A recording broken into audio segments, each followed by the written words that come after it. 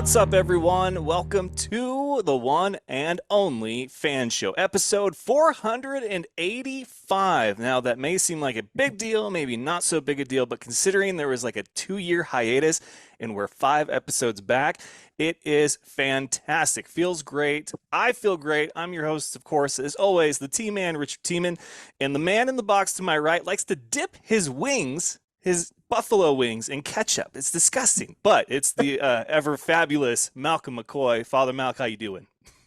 I'm doing all right, man. It never ceases to amaze me where you get these these little captains or whatever the case. But yeah, man, I'm doing good, brother. I'm doing good. Well, so there was a stretch of time where there were Chuck Norris facts, right? Like he doesn't Mhm. push his body up when he does push-ups. He's actually pushing the ground beneath him down. And so Uh, for fun, I figured we could do Malcolm fun facts, but they're like the opposite of that. They're things that are just like, yeah. no, he doesn't, does he? He eats his steaks well done. Like, I mean, I'm sure that there's one probably this week or one coming up where it's whether or not you pour milk first or cereal first. And so it's It's just, funny because people really believe it. And it's the funnest part about it is defending myself against it. Like, so I'll take it, man, for sure. well, one thing I want to get out of the way on this episode, because I have plans for this episode to be a really great one, a really fun one. But one thing I want to Yeah. clarify, because it happened just yesterday, is if I ever remove a post or delete a tweet or whatever from social media, there's a number of reasons why I do that. Either one, it's run its course. Two, it's not really relevant anymore. Or three, there's been not really any reaction to it. So there was a player that Malcolm and I both know who vented his frustrations with his current team and situation.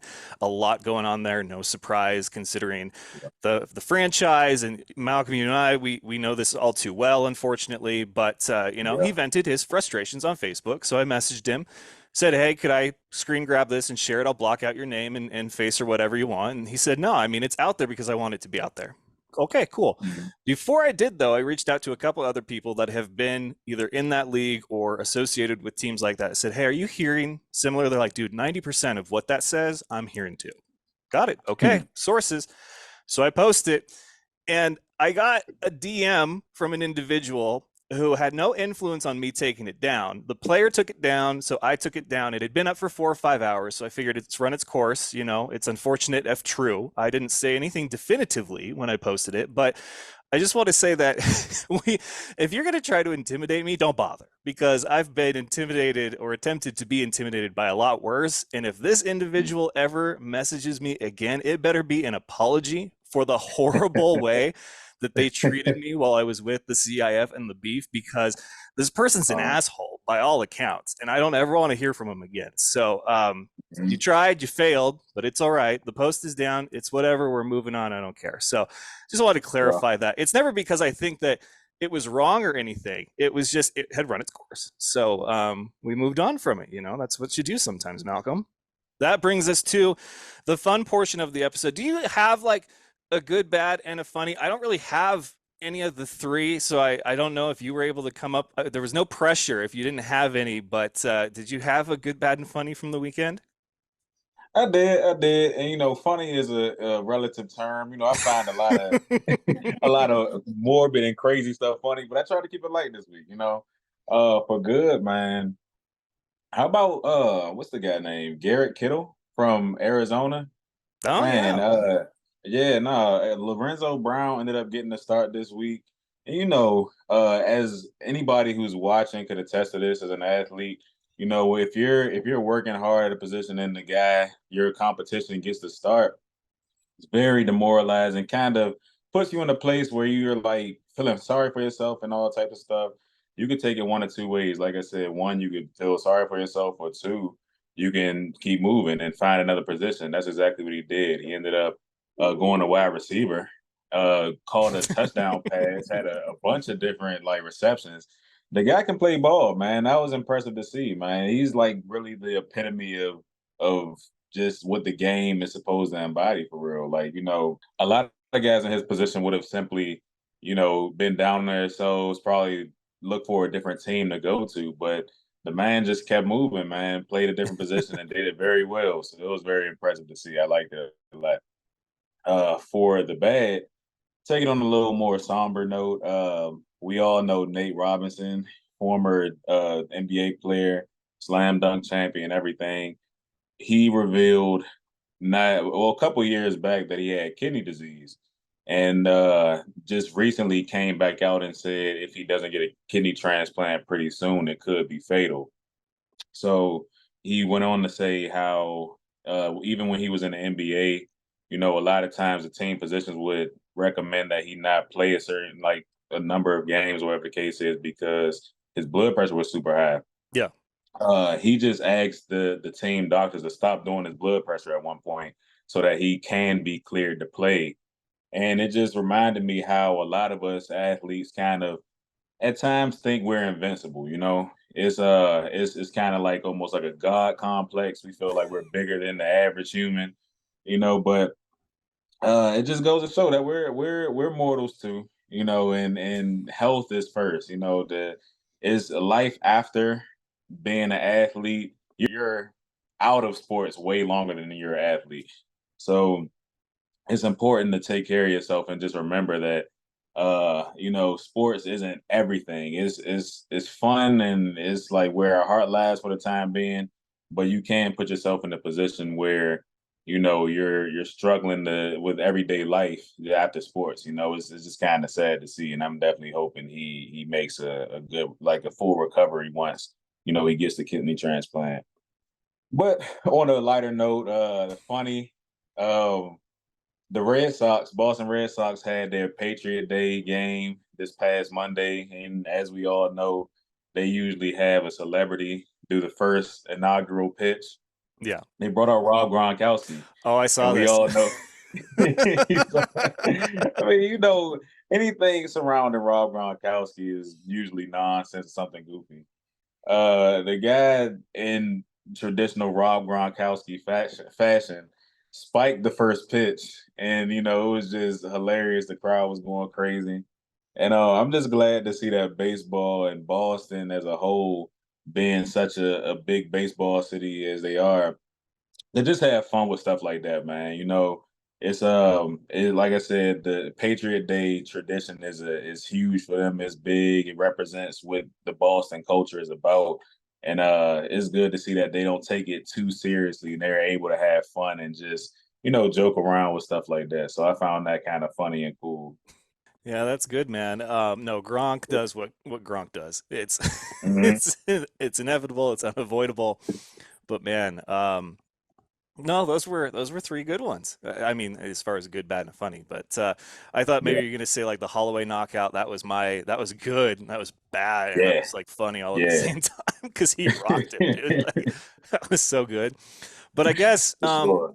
my good, if I'm going to do one, my good is there's been a lot of talk lately about giving people their flowers. If I could physically do that here, I would, because after 2 years away, and for those of Mhm. you that don't know the history of the show, it did not start out as the fan show. It was actually the Butt Fumble podcast because I wanted it to be homage to that amazing play and moment Same in thing. football history, but also a name that said, "This is what we talk about, but please don't take us seriously." And I had a co host for about 5 episodes, but things kept coming up. Life kept getting in the way. I was getting more invested in this, and he was just kind of along for the ride. And so finally, we ripped the band-aid off, and I said, I can't trust anyone else to do this except for me.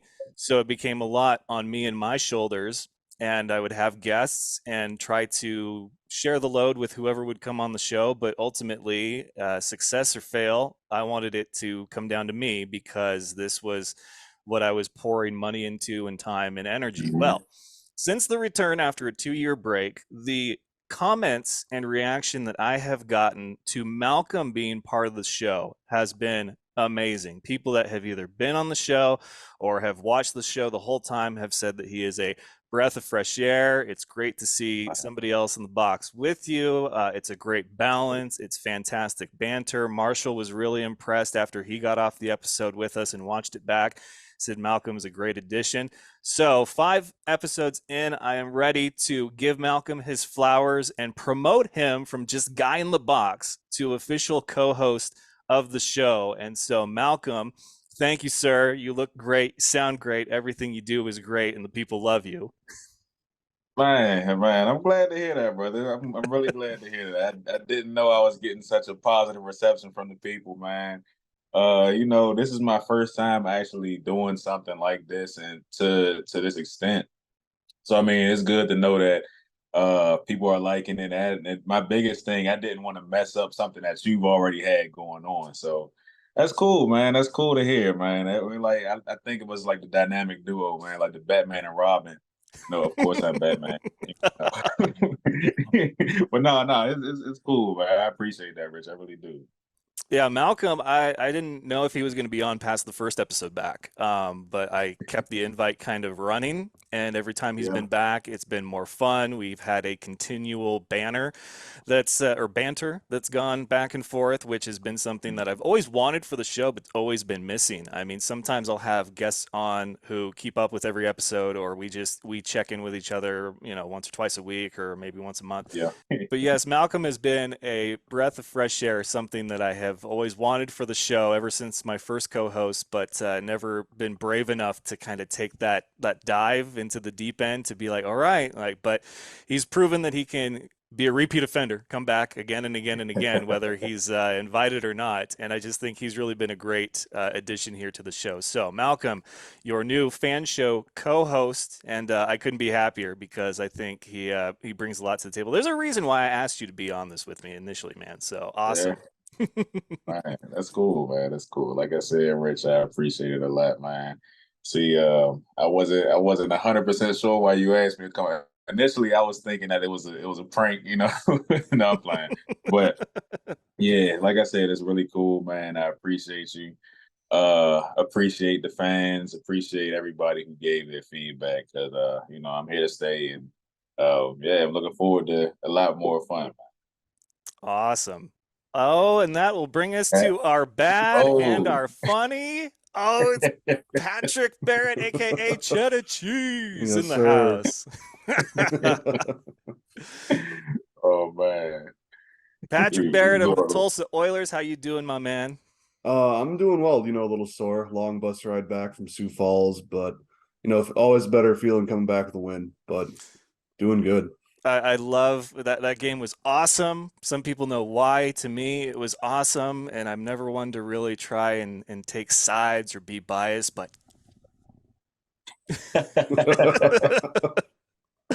so Man. anyway, I've been trying to get Pat on here. I wanted Montero and Hawk, obviously Jones. I don't know where they all are. You guys have a much deserved day off. But Malcolm, like I said, dude, this could have been a lot worse for you, but you picked against Yeah. Tulsa not once, but twice. Dude, we have ties to this team Crazy. because you were Mhm. on a team with some of the guys on this team, and I felt hurt every time you're just like, Yeah. yeah, I don't think Tulsa's going to do it. So, Patrick, ignore the fact that he picked you guys to beat the Storm this last week. Okay, this dude against you twice. All right. So now is the time. Malcolm, you are going to Man. apologize to Pat and every other member, former Beef, now Tulsa Oiler, for doubting Uh-huh. them ever. And see, the thing is, when I picked against y'all the first time, Pat, I knew this was coming. I knew it was coming at some point, bro. So, I mean, hey, it's much deserved, man. First off, Pat, man, what's going on, brother? As my former teammate, man, guy who's still doing it at a high level, bro. It's good to see you, man. And I'm loving what y'all doing out there, bro. Appreciate it, man. For sure, man, for sure. But like Rich said, much deserved, brother. I'm sorry for picking against y'all. It's hard to not get I guess last year's taste out of my mouth as far as the Tulsa Oilers. I mean, I know it was still like coming around, like, it's growing pains, when you Yeah. move to a different league. So or you come in as an expansion team, should I say. So I mean, I shouldn't have judged y'all based off of that because clearly, what I'm saying, Jones know what he's doing over there. He got the right group of guys and brought in some new heads. But y'all doing y'all thing, bro, and I'm glad to see it, man. Appreciate it, man. sure, bro, for All sure. right, so that was Malcolm's punishment. He had to apologize to you guys for picking against you. I wanted there to be everybody here, but it's hard I'm enough to glad it's get not. three Hey, people on a Zoom call at once, let alone five or six. hey, But they're all asleep too. I promise you, man. We're tired, man. well, Pat, I'll ask you as a guy who's in the trenches, every game. Obviously, it's no easy feat to be an expansion team, the new kids on the block. And last year, we saw what Coach Jones was able to do. I mean, he stuck with it, and then he really turned that team around. It was a team that people did not want to have to play final stretch of the season. And Right. then now you guys are 2-1. You are one of the top 8 teams in the league of 16. Got to feel pretty good right now. In your eyes, like what's been the I guess the difference maker, as cliche as that sounds, but like why are this year's Oilers better and a force to be reckoned with? Yeah, I really just think we've found that core group of guys. Your first year as an expansion team, everyone's new, everyone's getting to know everybody. That's why we brought some guys in from Omaha to kind of start a core. But I feel like we've really set a core group of talent and kind of culture guys who kind of hold a specific standard for our team week in and week out. And that's kind of what we've now starting to build around and build up on. Yeah, your guys' quarterback, which I think as we look around the league and what's working for the teams with a winning record and what's not working for teams with a losing one, it starts and ends with the quarterback. And Malcolm and I are going to talk about that when we do our week 5 recap. But your guys' guy at quarterback, Daniel Smith, 18 to 26, 169 yards, 5 TDs through the air, and 1 rushing. And of course, we saw Montero. He's been a big part of that offense. Hawk's been a big part of the defense. But your guys' defense, Jordan Jones, 8 solo tackles. And that is just insane for a guy to have that many. And there was 4 players on the defense that had 5 tackles as Wow. well. So clearly, defense doing what Coach Jones' defense does, which is Yep. step up in big moments. I mean, how do you feel 5 weeks in? You guys 2-1 as far as the rest of the season goes. Now that we're going to start to separate the real contenders from guys that are just kind of still feeling it out and getting it together. Yeah, I think we just gotta, keep building. Try and get better every week, come to practice with purpose and just, start stacking wins together. That's the key to all of this, is just kind of going on a run and just not getting complacent at any point. Malcolm, any questions for Cheddar Cheese, Patrick Barrett of the Tulsa Oilers? Yeah, for sure, man. Pat, if I know you like I think I do from back when we were at Omaha, you're more of a show improved guy. You don't really talk that much, but being one of like the core guys from last year's team, one of the guys who Jones chose to come in from the Omaha team, you're obviously a leader on that team. How has that been for you? Like, what's your leadership style? Should I say? Like, are you a rah rah guy, or are you more so still in that role of, I can show you better than I can tell you? He's I'm absolutely I'm a rah-rah guy. I'm probably a little more of a rah-rah guy now. I'm someone where Yeah, I want to get guys going, especially like, yeah, like say something happens, we give up a touchdown for say I'm with the offense immediate. Hey, let's go. Like, let's go. Let's lock in. Let's go get ourselves a touchdown right now. Let's go down and score. Just trying for to help sure. guys get focused, locked in, and really bring that energy come game time. That's That's what's up, awesome. bro. I love having Pat here. So Pat, Yep. as far as, obviously I know Coach Jones, Malcolm does, and you guys have been with him now for a full season, 2-1 record, got a big win against the team that, even though this may not be their best season, ever, it's still a team that everybody kind of, if they have them on their schedule, it's like that's a team that you have to beat in this league in Yep. order to establish yourself. So how did it feel? You go from a big home opener, your guys' crowds have always been great, and then you go on the road hoping to duplicate that same success against a team that honestly, like, they're probably pissed off at this point and they're wanting to come out and get a win, especially in front of their home crowd. I mean, what's the energy been like, and how has Jones kept you guys focused? Energy's been great. I think it's just been like very, very focused at the task at hand. We know we have a good group of guys, a good core group of guys, and a lot of talent on this team. And we know Sioux Falls, no matter what their record says, they're always going to put good product on the field. They Mhm. always have some dudes out there. They've always got some players. They've got good coaches who know the game well. And so we knew we had to play clean football, no stupid penalties, and just execute at the end of the day. That was really just kind of the point that Coach Jones made all week is just stay focused and just basically don't do anything dumb. Don't play outside your means. Do your 1/8, and we'll get the win. I can hear Jones's voice. Don't be stupid. Yep. Like, just don't be Right. dumb. Don't be stupid. I love Jones. I miss him. I miss the hell out of you guys too. But man, awesome job. Awesome start to the season. I'm glad we were able to get you on here for a minute. I know that we're going to talk more with one of you guys later on. We've got a little bit of a full boat on this episode, but always great to have you stop by. I saw the hat reel today on Instagram, that gray with the yellow trucker style. Holy crap. I need to Oh add that yeah, to my collection. That thing is sharp. that Malcolm thing is doesn't get nice. anything because Malcolm, no, no, no. Malcolm's got to earn his way into Oilers swag, all right? But we got to get some up here. All right. Well, that is Patrick Barrett, aka Cheddar Cheese, offensive lineman for the Tulsa Oilers, 2-1. Thank you so much for stopping by, man. Go enjoy the rest of your night off. You guys earned it. Thank you, man. Thank you for having me. Man, Malcolm getting off so easy with his punishment. One Oiler to apologize to, but he's going to relay that to everybody else. Hawk, Montero, Jones, but they deserve a day off, and I thank Pat for stopping by. But man, you've gotten off so easy on these punishments, dude. I was about to say the worst person to probably apologize to would have been Jones for real, because Jones is like a player or like a player in a coach's body. He would have let me have it. I know he would have, but man, nah, they deserve it. And like you said, I'm sure they're sleeping right now. They deserve every bit of rest they're getting. All right, big thanks again, Pat Barrett. Cheddar Cheese. For those of you that don't know, he's a Wisconsin boy, born and bred. I've always called him Cheddar Cheese. It's a sign of love and endearment. But anyway, great to have him on here. We'll have more from the Oilers a little later on. But 2-1 start, not bad. So that'll bring us to our Week 5 recap. And Malcolm, we've had some storylines through the first 5 weeks. There was the offense is finding rhythm, quarterbacks, like who else is going to be the starter for them? And then how many chances do you give those starting quarterbacks? Last week, it was the defense. This week, it was the tail of the backup quarterback, man. I mean, we'll start Friday night.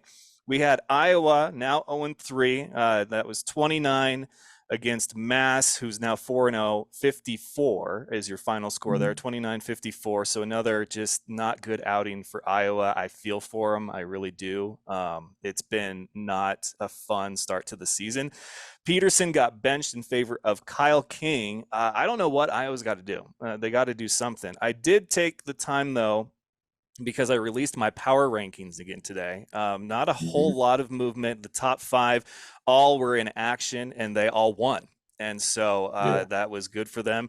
But the bottom 5, they kind of all played last week. Not all of them played this week, except for the Storm and the Barnstormers and the Gunslingers. But you look at what we have as far as a schedule so far, and 5 weeks, 3 games at most. Well, I guess 4 at most. But the majority of teams have played at least 3 games. And for Iowa, their opponents' records through 5 weeks, 8-2.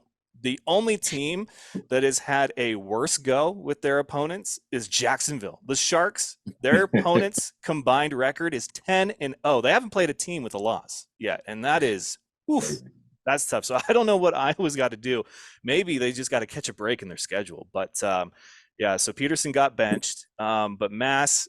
So they're 4-0, but I dropped them to 3 because their strength of opponent schedule right now is just not good for them. It's I think they're what is Massachusetts 2-10.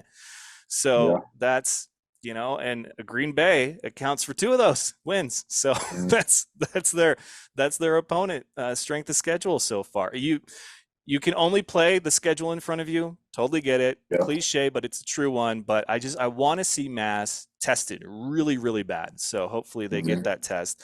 The other Friday game was San Antonio, the Gunslingers, 44. Vegas, the Nighthawks, 66. San Antonio drops to 0-3. Vegas, though, 3-0 for the first time in franchise history. Granted, they're a relatively newer team, props to them. Yeah. And with that win, a deuce from Macias at the end of the game set a new home points record at 66. So props to them. I got to say, Jerome Johnson, he looks like a stud too right now. 11 to 13, 160 yards, 4 TDs through the air, 3 on the ground, including 57 rushing yards. Castronova, I feel bad because he went 27 to 37 for 265, had 4 TDs through the air, 1 on the ground, but he did get sacked once. But Vegas had 7 broken up passes. So clearly we're starting to see these defenses for these teams that have a winning record, despite how weak their strength of opponent may have been so far, defense has still got to get it done for you. And that defense for Vegas clearly getting it done. So that was your Friday action. Any takeaways that you noticed that I didn't bring up for those 2 games, Malk? No, you said it perfectly. Honestly, I just want to emphasize how you said the defense is their defenses around the league are catching fire, man. I just gotta circle back to that Vegas defense. I mentioned a couple players on there last week, but a few more players that I didn't even give their flowers. Gabe McCoy, man, that boy is tearing it up on the D line, bro. I think he had a couple sacks. Oh, I'm sorry, a couple QB pressures, and he was in on the sack on Cashanova. Also Calhoun, their middle linebacker. He's flying all over the place, man. They're just two of the gears that are turning on that defense that are keeping it going, man. Like, just if you watch, they're running like chickens with their head cut off, man. It's crazy. It's as a defensive player, it's really cool to see. It's a good time to be playing IFL football right now. Yeah, it really is. Defenses are going to be the thing to watch now. I did notice a trend that you'll kind of see as I get through the rest of the game, as far as what the formula for the winning teams seems to be. And I think it's something that you and Corey Roberson and Marshall mentioned earlier on in this season. But Saturday only had the one game: Quad City 37, Frisco 54. So Quad City drops to 1-2, 2 in a row now. Unfortunate for them. It's life after EJ Hilliard. And then Frisco, they're 3-0, but all of their games so far this season have been at home. I'm not taking anything away from them, but I do want to see how they handle a road contest.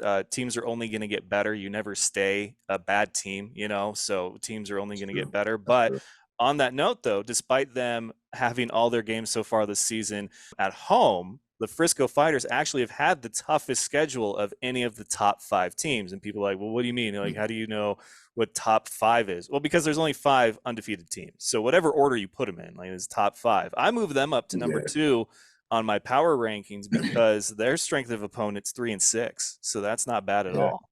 And they beat Tulsa in OT. Tulsa looks like a team that is going to be a team that you have to get through in order to either get a good position in the postseason or get there altogether. So Frisco, they're running pretty hot right now. Judd Erickson got benched for 1 series for Mike Irwin. I'm not really sure what was going on there. There was some comments from the commentary saying that it was like a earn it game, and I don't know, maybe it lit a fire under Erickson because he went out and he performed pretty well for the rest of the game.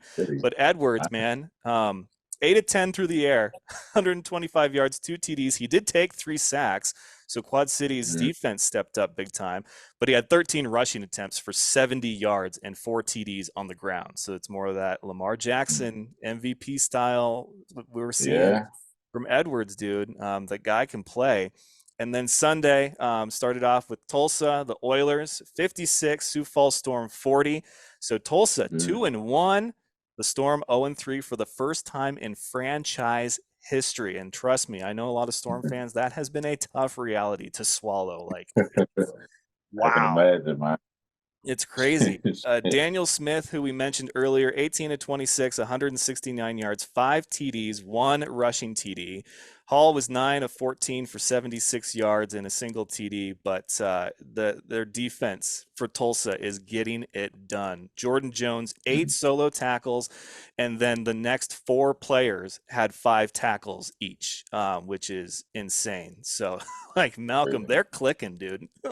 Man, like that's you couldn't have said it better myself, man. I mean, they're led by the perfect guy for it, man. Marvin Jones.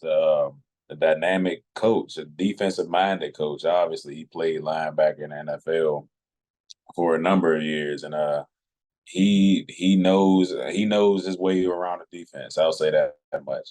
And he brings that hard nosed mentality to the team, and clearly they're taking it and running with it, man. So it's a beautiful thing to see. Then we had San Diego, the Strike Force 55, Arizona 45. This was the one game that we were different on, me and Malcolm, for this Yep. week's pick.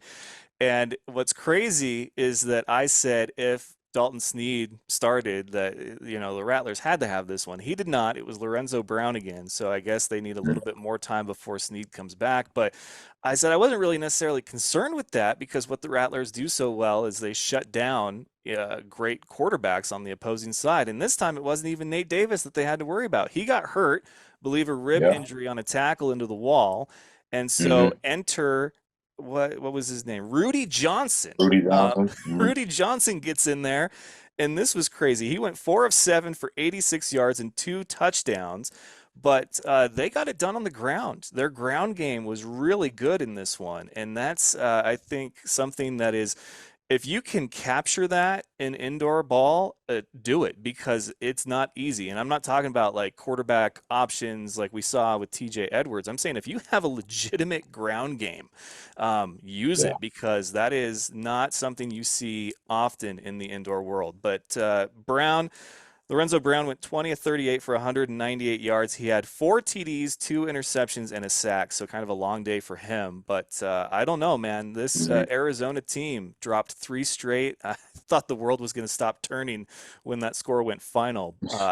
Holy crap. That is not something that we're used to seeing. So Arizona drops in my power rankings too. They're, I think, number 11. But let's see what else we've got. San Diego, on that note, before we move on to the next game, Williams, 6 tackles, and that defense had 6 broken up passes. So defense, the secondary especially, getting it done, Malcolm. That's something to pay attention to. So that brings us to the last one. Bay Area, your reigning, defending, undisputed champs of the indoor world. 44, Tucson 31. So Bay Area improves to 3-0. Tucson drops to 1-2. Felix Harper enters the game. Daquan Neal Man. got hurt as well. For how long, how severe, I don't know. You listen to the commentary hoping they're going to have a report for you, and they don't. So you're just like, okay, well, he was still cheering guys on from the bench. So I don't think it's that severe, but still props to Hmm. Bay Area for having to put in another guy and getting it done. He went 8 for 11. Mitchell had a really good day, 10 to 21, 117 yards, 3 touchdowns, an interception, but he was sacked 4 times. So Hmm. it's hard to make plays and move down the field when you're on your back that many times against a great defense that is Bay Area. Antoine Kincaid of the Panthers, 8 tackles and 4 assists. This dude was just out of his mind defensively and causing a lot of that pain and misfortune for Mitchell. But still, Mitchell looking good as a rookie. We hope Daquan Neal's not out for too long. So there's a couple of teams with perfect records right now that I don't know how long their backup is going to be in. But Malcolm, week 5, the tale of the backup quarterback, some by choice and some by circumstance. What was your takeaway from the action, and what do you think is going to happen now to some of these teams, depending on how long their star guy is out for? Man. Well, like I said in the first segment, the good, bad, and the funny. Football is a game. It's the kind of game where you got to keep moving, man. You go through adversity, you run into obstacles, but it's a train that keeps moving, and no one guy stopped that train. So I would say it's hard to say what's going to come with some of these teams, but I do know that the silver lining in some of these injuries and benchings and stuff like that is just that you're getting to see a lot more talent than you initially expected. I definitely didn't expect Felix Harper to come in, and the game really didn't start taking off, or the Panthers didn't really start taking off until he came in the game, man, and they seem almost like an entirely different offense.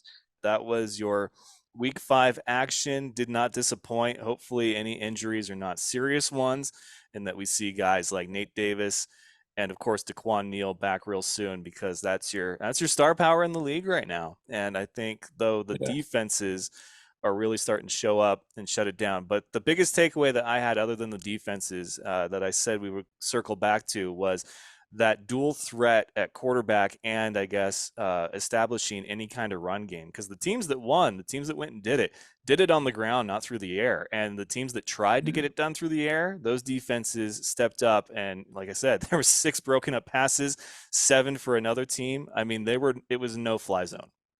All right, folks, it is that special time of the episode where we break down the upcoming week's action and, of course, make our predictions. And to help us this time, it's one of our favorite kickers ever. He needs no introduction, but probably got one of the best legs you'll ever see. It is Craig the Leg Peterson of Bay Area. Craig, welcome. How you doing, man? Good, man. Good to be on here. Thanks for having me. I appreciate it, man. Seriously. Yeah, you guys, before we get to our picks, let's talk about the Panthers. You guys off to a 3-0 start, have had a pretty tough schedule out the gate, not just with your opponents, but the travel. You guys went and visited Jacksonville the first time that they've had a home game.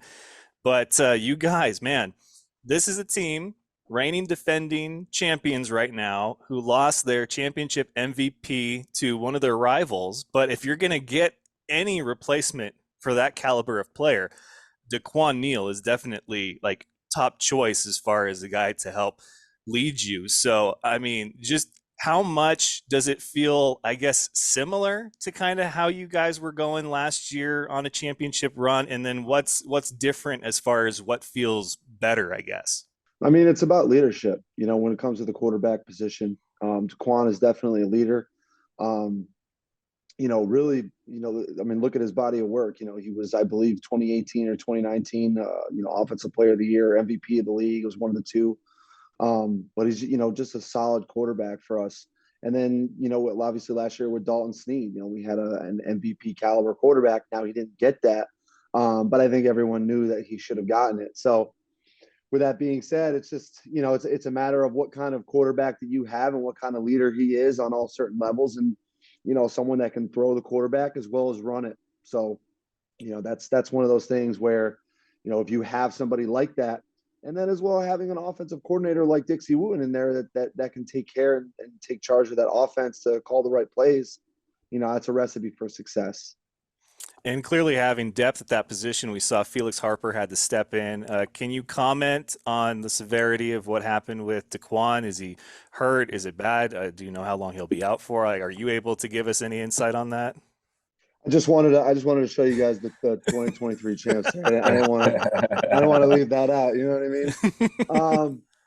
No. So listen, it just shows you how versatile our offense is. We can have the Quan Neal in there, we can have Felix Harper in there, and just show you we can put points on the board regardless. Everyone's fine. We're just looking at certain things, and then that's really it. We're just we were able to put up what was it, 44 points on a Tucson defense, and also only allow a Tucson offense 10 points in 3 quarters. I think that says a lot for our defense. I think that says a lot about how versatile our offense is. Yeah, your guys' defense, speaking of which, we've been giving praise to the defense the last couple of weeks because they've really started to shine all over the league. I mean, it's been the case of these teams that are either have perfect records or are in the win column more than the loss column. You guys, Antoine Kincaid, 8 tackles and 4 assisted tackles. The dude's a beast, man. Yeah, he's a hard hitter too. I'm one who likes to hit people hard as well, but Antoine Kincaid is definitely a hard hitter, man. I mean, every time I see him make a tackle, it almost feels like he's smacking someone. You can hear it from across the field. So he is definitely a force to be reckoned with for sure. All right, Malcolm, my newly promoted co-host. Any questions for Craig the Leg before I get to my last one? You're one of the guys who has had a pretty extensive body of work, and you're pretty consistent across your career. So I mean, that's cool to see. And just this past weekend, you earned. I got a newfound respect for you. I saw you getting a little scrappy out there. You made a tackle, and you're getting into it a little bit. But I always love to see kickers getting into it and getting a little tough, man. It's cool to see as a defensive player.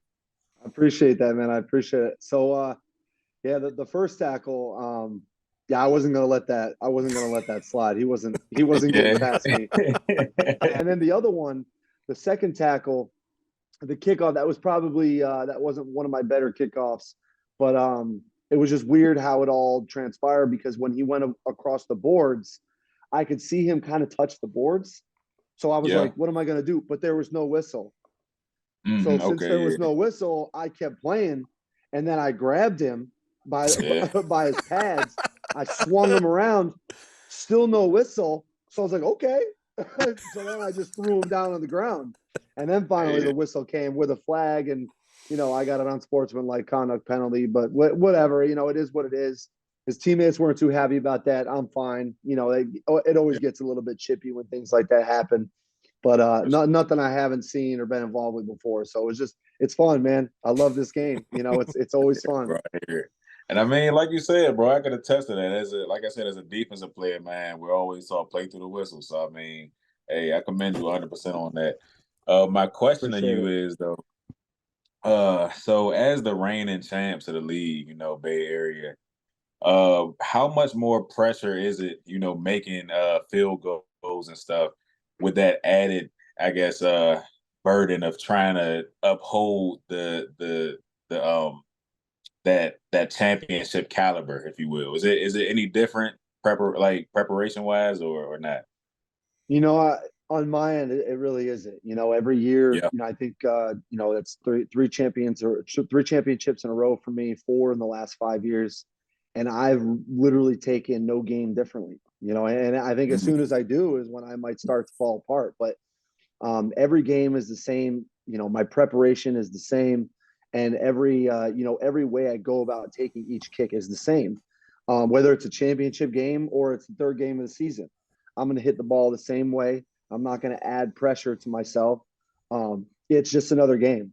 That's Yeah. cool, man. Successful is like putting it lightly. Craig, I'll never understand how he hasn't gotten with an NFL team with how, I mean, what, like four Yeah. championships in four different leagues or something and the three-peat, back to back to back. But I think the biggest question for me, we actually talked about it last episode with Corey Roberson of the Blizzard when we previewed your guys' game against Tucson. He said it himself. You've got with Tucson, Billy Back and Kaiser, both have been head coaches and been successful at the highest point, winning championships.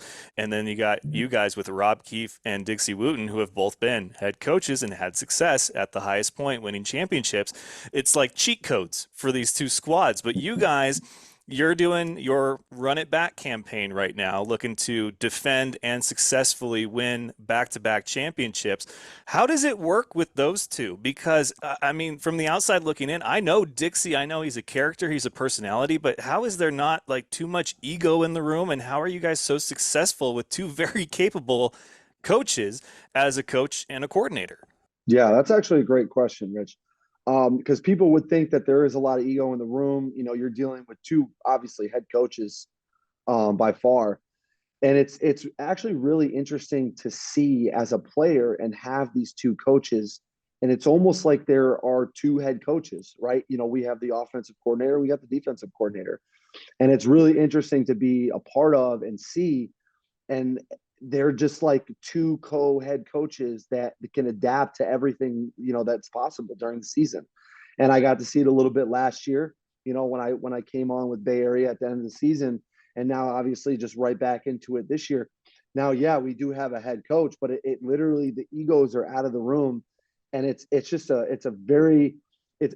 feel very privileged, honestly, to be able to be a part of this where you have two head coaches, and during practice, you see them go at it. They compete at a very high level, and then obviously now when you blend that together and you put that product on the field, you're kind of seeing how those things, how they interact, right? How our defense plays, how our offense plays, because we're playing against each other in practice every day. So the coaches are always going at it too. Offense versus defense, and it's very, like I said, I'm very blessed, very privileged to see, how that works and how they do it at such a high level, and all the ego is out of the room, and it's literally just like having two head coaches. It's amazing to watch. It really is, and to be a part of it is that much better. And I think that's why we have so much success, is just having that kind of talent as a coaching staff, right? Yeah, I mean it's something to take note of for sure because you guys, it's one thing to lose a lineman or a DB or maybe even a receiver or running back and not miss a beat coming into the next season because the rest of your guys, including your signal caller, are the same. You guys actually, lose your championship MVP to a rival like we mentioned, and you haven't lost a beat at all. I mean, they're a dynamic duo, Keefe and Wooten, and it's something that the league really should take notice of because clearly it's a recipe for success, at least so far in your guys' season. You're number one in my power rankings. You guys are the champs. You're, still the champs right now. So Yeah, and just another testament to how how great they are as coaches together is the preparation. We are always prepared for every single game. Whether it's what we do in practice, what we do on off the field, on film, in our meetings. They both truly keep us prepared each and every day for every game, and it's just like I said, it's a testament to how great their coaching skills are. all right, so let's go ahead and take a look at the week ahead with our week 6 breakdown and our pick 'em between me and Malcolm. Craig will offer his insight for the two teams, what he likes about them, and maybe what even the difference maker could be. And that brings us to a rare Thursday game. Week 6 starts off a day early. We get a Thursday matchup between the 1 and 2 Tucson Sugar Skulls, who Craig knows very well as far as the former coach that he's had, but also they just got done playing them, and they go into San Antonio to take on the 0-3 Gunslingers. So, Craig, what do you like about these two squads? Where's the difference? I mean, San Antonio is going to be hungry, man. They're hungry for a win. They need that, and going forward, it's a new league, obviously, and they're one of the new teams in this league, and I think they're going to be hungry for a win. It's hard to go against a Billy back team in this kind of situation, but it should be a very interesting game. That's for sure. I think as well, but I will defer it to my co-host, Mr. Malcolm McCoy, because he won our pick'em last week. So, sir, you get the first pick this week. Let's see who you're going with. Well, how kind of you, Rich? I'll take that. No, man. This is a pretty tough one because like Craig said, to San Antonio, I'm sure they're itching for a win at this point. They have the talent to do it, man, but they just haven't been able to pull one out just yet. It's hard to say that they'll continue to lose, especially with a quarterback like Cashanova. I mean, how much more has he got to do? Like you said earlier, he has over 200 passing yards, I think like 4 touchdowns. The guy's playing good ball, but unfortunately for them, I do think Tucson is going to pull this one out. Yeah, Billy Back's pretty good at exposing teams that are unfamiliar to the game or even rookies altogether. But I do like Tucson in this one. Mitchell, he got sacked 4 times by Bay Area, had an interception. If they can keep him upright, even with a turnover, still he tends to light it up. I mean, I think if he can stay upright, then Tucson wins this. But it will probably be a closer game than I think a lot of people expect. So we both like Tucson. That'll move us to the Friday matchup that we have. The Sioux Falls Storm, 0-3. They're reeling and they're back on the road, and they will take on a well-rested 2-1 Green Bay Blizzard. Say it again, 2-1 Green Bay Blizzard. Craig, what do you like about these squads? Again, this is going to be an interesting game. Green Bay is playing well. They're playing at a high level. They got Coach Roberson over there, right? Keeping their squad ready, and it should be an interesting game. It's a Friday game, right? Yes, it is. Yeah. So we'll be watching and kind of interested and intrigued about this matchup, but we'll see. It should be a good game. Kind of like Tucson and San Antonio. It's going to be a tough one, but definitely excited to watch this one and see what kind of how it plays out.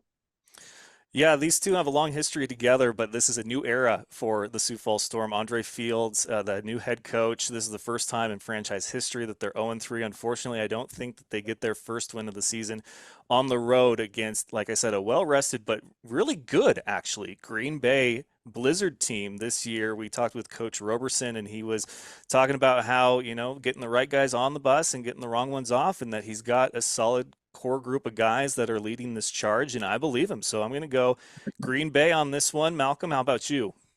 Yeah, you're definitely right about that, Rich. I believe Coach wholeheartedly too, man. I think he's got the right group of guys, and that showed the past few weeks. So I'm taking Green Bay as well. Sioux Falls. I hate to sound like a pessimist in their sense, but I don't think they really stand a chance, man. No disrespect to any of the athletes they have over there, but Green Bay, they seem a little further along than Sioux Falls at this point in the season. We both like Green Bay to get their third win of the season. Things are going to get a little tougher before they get better for the Sioux Falls Storm, though. So that will bring us to our Super Saturday. We got 6 games, I think, 5 or 6 for Saturday. It's crazy. The first one on the schedule here, though, is the Vegas Nighthawks, 3-0, undefeated for the first time in their short but yet franchise history, and they will go on the road to take on Jacksonville, 0-3, and they've already played once this year. Jacksonville, I mean, you felt it was kind of over by halftime, but they hung around. Craig, you've played one of these teams, but what do you like about both of them? I mean, again, Jackson was looking for a win. They got a well coached squad. And Coach Gibson. They're learning the game just like San Antonio is. Everyone can see that. That's on paper. That's public. That's you can see these games and watch them and kind of see how these teams are doing. But they're searching for a win, man. So maybe they can get in that win column. It really just depends on how they play and how well Vegas travels. Is it in Jacksonville, I believe? It is, yes. All right, Malk, what do you think? Are we going to see the first win for Jax, or is this Vegas's game to lose? Man, I would say there are two factors that play out in Jacksonville's favor. One, it's hard to beat a team twice, in any level of football. A lot of times after the first L, the team, they seen pretty much all there is to see, and they make the necessary adjustments. And two, Jacksonville, I've played in Vistar Arena down in Jax when I was in the NAL last year, and it is a tough place to play. Their fans are rowdy, man, and they'll pack the house for sure. But at the same time, I still don't think they're ready to face off against Vegas, man. Like we said earlier, uh, Jerome Johnson, man, electric dude, bro. He put on a show earlier, and I think he's gonna put on a show this weekend. Yeah, this one, I know I mentioned on a previous episode that I thought 0-3 was going to be the worst that we see a Jacksonville Sharks team, but man, they are staring at 0-4. And I don't really think I expected Vegas to, one, be undefeated, but to look like they're getting better with each game, and they clearly are. But it will be a Yeah. tough test to go on the road, play a team that they've already played just a few weeks prior. But man, I just don't have, until I see that spark from Jacksonville, I'm going to have to go with Vegas in this one. So.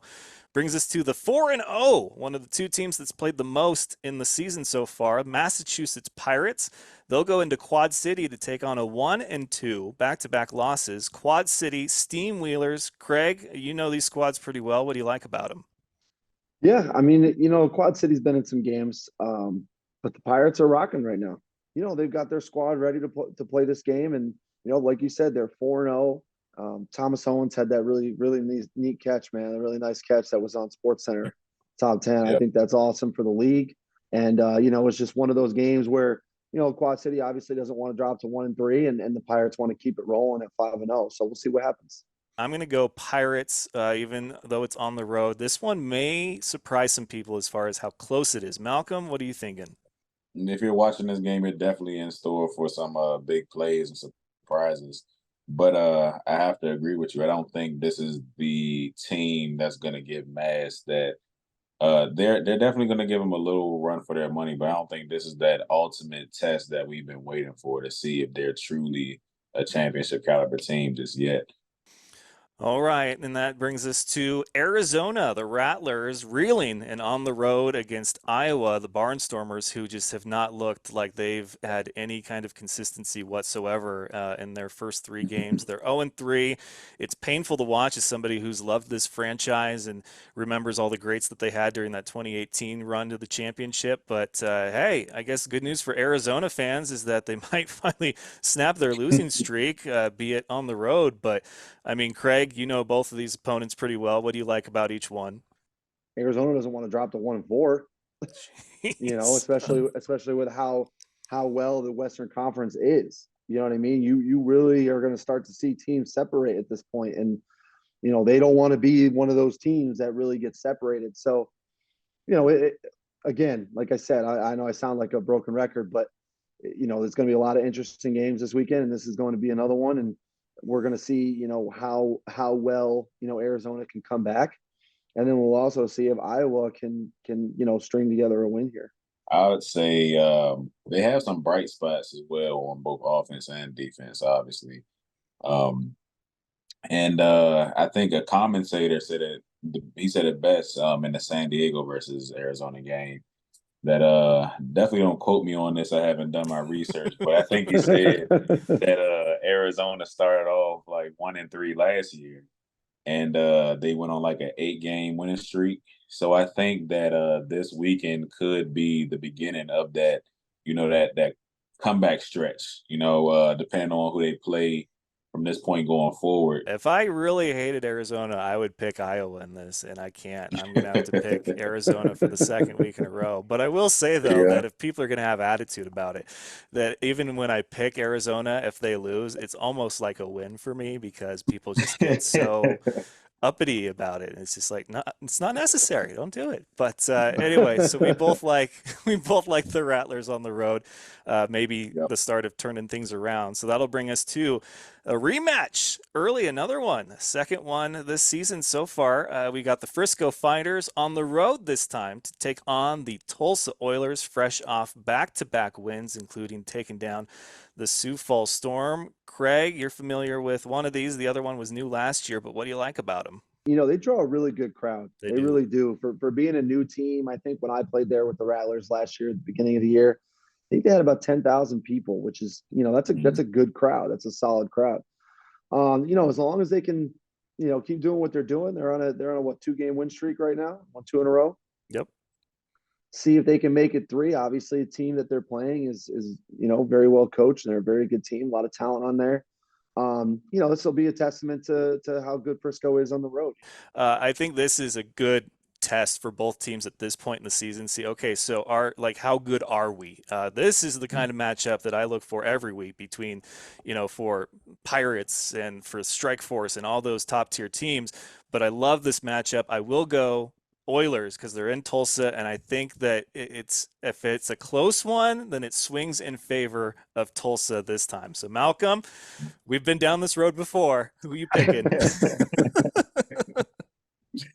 See, man, I want to go with Tulsa. I really do. I really do. But I feel like if I don't go with Frisco, we're gonna have matching picks all across the board. We can't have that. Who would I be to not get a fans what they play?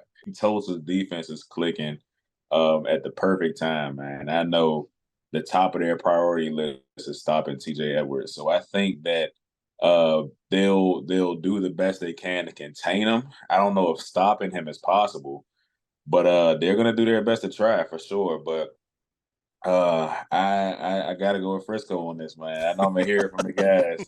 I'm gonna hear it from the guys for sure. But like I said, I mean, we gotta differ somewhere, man. So yeah, man, I'm taking Frisco. Man, and you just apologized to him too for picking against them twice, and now you're back to it again. Oh, well, Yeah, this is a nice matchup because the worst anybody is going to be after it is 500. If Tulsa loses, they're yeah, 500 at 2-2, but if they win, both teams are 3-1. That's crazy. So right. this is one of those good matchups at this point in the season. So I like Tulsa, of course. Malcolm going to go against Tulsa, of course. He doesn't learn his lesson. So that brings us to, Craig, we got a good one here. Another Saturday matchup. It is the San Diego Strike Force coming off 3 wins against the reigning, defending, undisputed IFL champions, the Bay Area Panthers, also undefeated. So we'll skip what you like about Bay Area because we just talked about it. What do you like about what San Diego does? I mean, they're a good team. Yeah, obviously, they just came off and beat the Rattlers. They're 3-0 for a reason. So we just have to prepare and make sure we dive in the film and see what's going on, look at tendencies, all that stuff, as any team would do. That's pretty basic, but it's all about being prepared, and we're going to make sure that we're prepared for San Diego this week. So, Malk, with that being said, who do you like in this one? Remember who our lovely guest is at this time, please. I'll try to keep that in mind for sure. No, like you said, for the sake of a great game, I certainly hope Nate Davis does come back. And was able to play at full go. A good friend of mine, and it's hard to talk down on San Diego because I know so many guys over there, and I know they would give me a hard time once we once we air this episode. But I will say San Diego does what they do very well. I'm not gonna say what that is. I think we all kind of know at this point where their strong points are. But Bay Area over there, you guys just do a lot more things well, Greg. And I think that's how you guys have just been trumping these teams so far. You guys, it's not just one person or one side of the ball you have to worry about. You guys are good in so many areas, and a lot of teams, you can't say that about a lot of teams, and a lot of teams can't handle that. So I think that you guys are gonna, come out with a W. Yeah, I gotta agree. This is a classic case of you have one team that does things good and another team that does things great. And I think that's the Mhm. difference is you have Bay Area, they're season champs, even with a different quarterback. I'm Mhm. not even referring to just the difference between Snead and Neal, but if they have to have their second guy in there behind Neal, um, this is going to be one of those really good games, but I do think Bay Area has the edge. I'm going to go with Panthers. So either way, that's going to be another nominee for Game of the Week that week. And that'll bring us to our Week 6 finale. Unfortunately, it's not a Frisco and Tulsa or a San Diego and Bay Area. It's the 0-3 Duke City Gladiators taking on the 2-1 Northern Arizona Wranglers. So, Craig, you know these two teams very well. What do you like about each squad? But you got a Les Moss coach team over there in Naz, and you got Rod at the head of the offense. It's tough, man. That's tough. They, like I said, they will be prepared. Um, but Duke City's looking for their first win. It'll be very interesting to see what all of these, not just Duke City, but what all these teams that are looking for a win do to try and pull out a win, because it's a game of possessions. Very well said. And Malcolm, you and I mentioned, I think last week, that you got to quit picking Duke City and I got to quit picking against Northern Arizona. So are we going to be in agreement on this one? Like, what's your thoughts?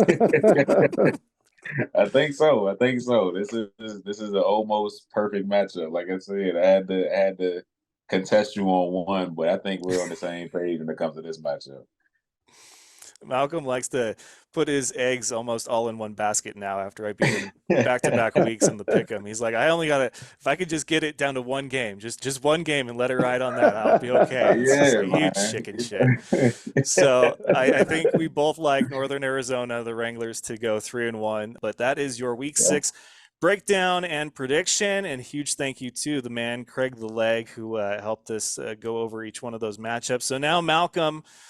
Oh, you got off so easy with your punishment, man. I just want to say that. Like you so now he's got to pick my punishment because the Indeed, Strike Force indeed. had to go and beat Arizona for a rare third consecutive loss. So uh, here we are. Here we are, Craig. We're ready for the Yes, punishment. sir.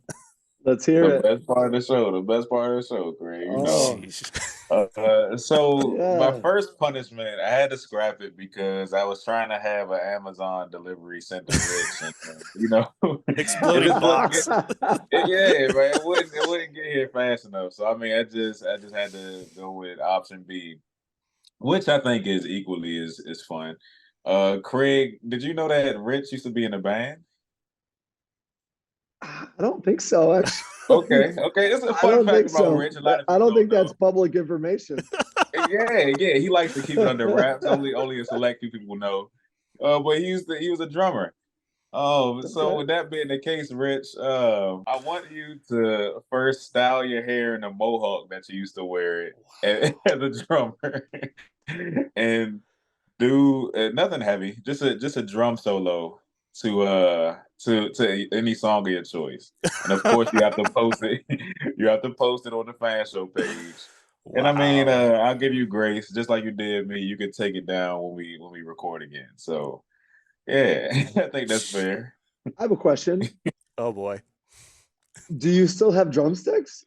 I do, yeah. Uh, Uh, there we uh, go. Yes, sir. You could. I We could like how get. you You think, could. Greg. I like how You you could. think, brother. I like how You you could think. get. You could get a. Maybe like a. Like a pail of something and turn it over. Okay. And Yeah. yeah, See, we could get there it healthier, is. a There little it is. something, something. Yeah. That's that veteran mind right there. Yeah, I like that Yeah. better.